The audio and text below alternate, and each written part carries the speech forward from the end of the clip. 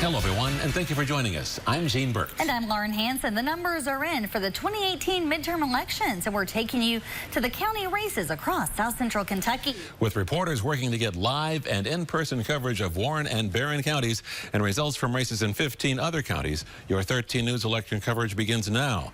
We start with the Warren County race for sheriff. The contenders, Jerry Peanuts Gaines, holding the position for 40 years, up against newcomer Brett Hightower. Gene, those results are in now, showing that Hightower has uprooted the competition. Hightower won with nearly 23,000 votes against Peanuts Gaines nearly 17,000. Discussions have broken down. We do expect this to go on for a while. The partial government shutdown continues as President Trump says he may be forced to shut the southern border if funding for the wall stays unsecured.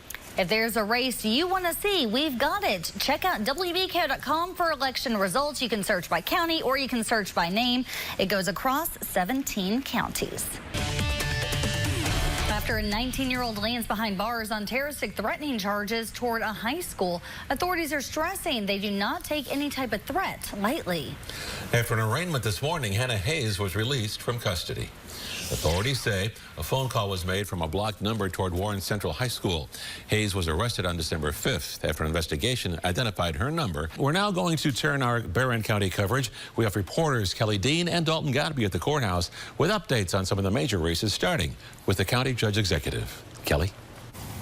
That's right, Gene. It was a tight race for the judge executive race in the end. Unofficially, incumbent Michael Hale defeated Gary Tillman. We're going to take you back out to the field with Dalton Godby. Hey guys, we've got a lot of coverage still left to do here in Barron County. None of these numbers official yet. The clerk's office still trying to calculate all those votes. A hepatitis A outbreak continues in Kentucky. Coming up, details on the best way to prevent the disease. Tonight on 13 News at 5. And a bad wreck on Cemetery Road here in Bowling Green involving multiple vehicles. Those stories and more as 13 News at 5 starts now. It's time for Bowling Green to officially kick off the holiday season. We've got some of our own downtown. We'll catch up with Justin Hobbs over at the Soki ice skating rink here in a little bit. But first, Dalton Godby is live as they light up the square. And Dalton, there's all kinds of festive events happening tonight. Well, there is a plethora of items on the agenda tonight here at Downtown Lights Up. It's going to be an incredible night. We'll check back in here at 6 o'clock and show you all the lights. But for now, we're going to send it over to Justin as he tells us some special events that are going on at the Soki Ice Rink. Justin. Hey, Dalton, I'm over here just a few blocks down from you, having some fun skating on the ice. We now go to Sean Bowdy in studio with results on a key Bowling Green election where several people were fighting for just a few spots. Thank you, Darby. 12 different candidates running today for just 4 spots. We're talking about who will fill those seats as Bowling Green City Commissioners. The results are in. Sue Pearson tops the polls. A constitutional amendment was on this year's ballot in Kentucky seeking to guarantee a crime victims' bill of rights called Marsy's Law.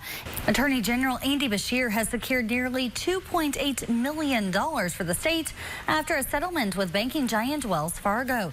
The bank will pay all 50 states and Washington. I'm Dalton Godby, 13 News. All right, thanks so much, Dalton. In the race for the State House District 23, incumbent Republican Steve Riley was facing off against LaToya Drake. And you can see here Riley defeated Drake with 71% of the votes. And now let's head over to House District 22. In New York, a bright blue light spreads across the sky. That's what happened after a transformer exploded last night. Details in 2 minutes. Welcome back to our election coverage. In the race for Edmonson County Judge Executive, incumbent Will Cannon defeated Mark Woosley with 57% of the vote. In the next few weeks, the state is expected to release a list letting counties know when their residents can get an updated license and ID. And voter turnout, we wanted to see it. We asked you guys to send us your photos. You've seen us with our photos today of our I voted stickers after you all made your way to the polls. We also checked up on our website.